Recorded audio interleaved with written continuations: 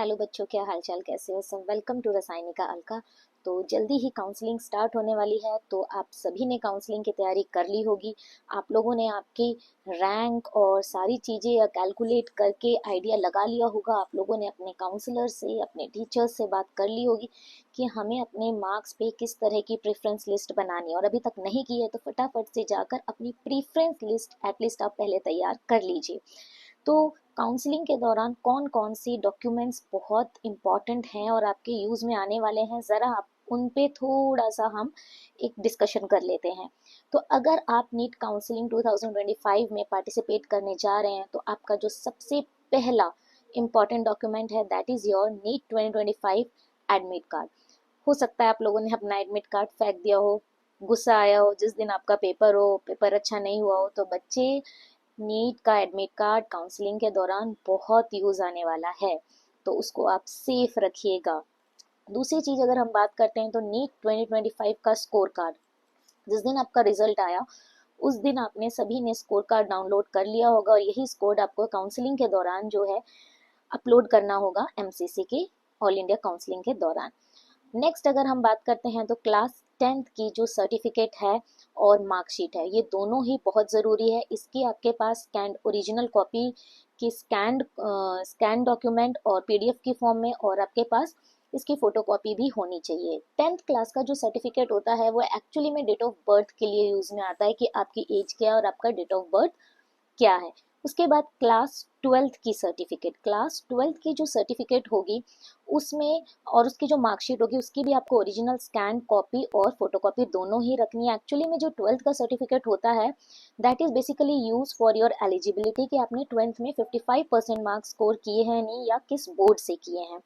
Next अगर हम बात करते हैं तो 8 पासपोर्ट साइज फोटोग्राफ्स बहुत ज़रूरी है, और अच्छा होगा कि आप वही फोटोग्राफ्स यूज़ करें जो आपने नीट की रजिस्ट्रेशन के दौरान आपने वहां पर लगाई थी, ताकि कोई मिसमैच ना हो। उसके बाद बात करें, नेक्स्ट जो डॉक्यूमेंट है that is proof of identity. Identity proof आपने रजिस्ट्रेशन के दौरान जो यूज किया था, आधार कार्ड है, पैन कार्ड है, या फिर अगर आपका पासपोर्ट है वो, तो आप इसको बेसिकली ज़्यादातर बच्चों ने आधार कार्ड को ही यूज़ किया होगा, तो वो आप अपना तैयार रखें, ओरिजिनल की स्कैन कॉपी और अपनी फोटो कॉपी। अगर हम बात करते हैं next document that is EWS certificate, economically weaker section, बहुत ज़रूरी है ये कोटा आपके लिए। अगर आपके पास है तो आप अपडेटेड सर्टिफिकेट बनवा लीजिए। ध्यान रहे बच्चों कि पुराना सर्टिफिकेट नहीं चलेगा, क्योंकि इनकम हर साल रिवाइज होती है सभी की। और अगर आपने रजिस्ट्रेशन के दौरान पुराना सर्टिफिकेट अपलोड किया था तो उससे कोई टेंशन वाली बात नहीं है, आप दोबारा से नया अपडेटेड सर्टिफिकेट बनवा सकते हैं, क्योंकि काउंसलिंग के दौरान जो होगा वो अपडेटेड सर्टिफिकेट ही रिक्वायर्ड होता है।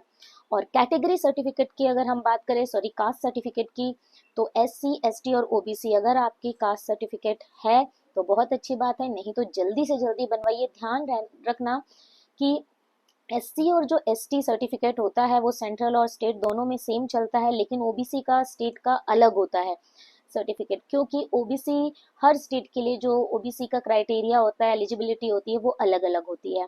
उसके बाद दूसरा अलॉटमेंट लेटर जो आपको मिलेगा कि आपको ये वाला कॉलेज अलॉट होने जा रहा है, तो वो ज़रूरी है आपके पास रखना।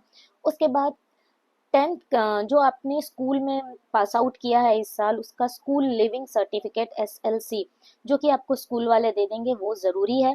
उसके बाद ट्रांसफ़र सर्टिफिकेट, अगर आप किसी यूनिवर्सिटी से अभी ग्रेजुएशन या कोई बीयूजी कोर्सेज कर रहे हैं तो आप वहाँ से एक माइग्रेशन सर्टिफिकेट लें कि आप वहाँ से स्किप करके या वहाँ से अपने आप को माइग्रेट करके आप जा रहे हैं एमबीबीएस कॉलेजेस में। उसके बाद माइग्रेशन सर्टिफिकेट, ये भी आपको स्कूल वाले ही देंगे कि आप माइग्रेट करना चाह रहे हैं।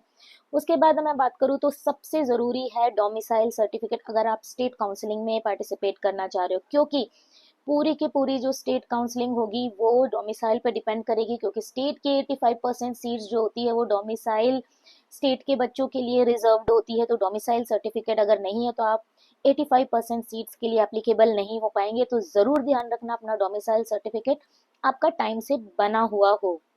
और लास्ट है आपका gap certificate.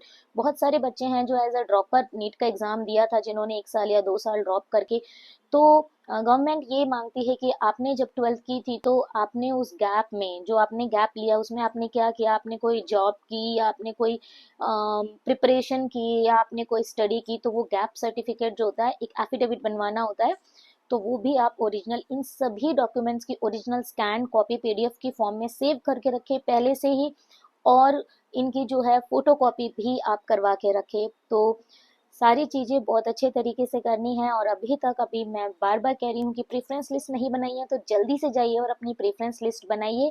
Go and all the best students and subscribe the channel for more updates.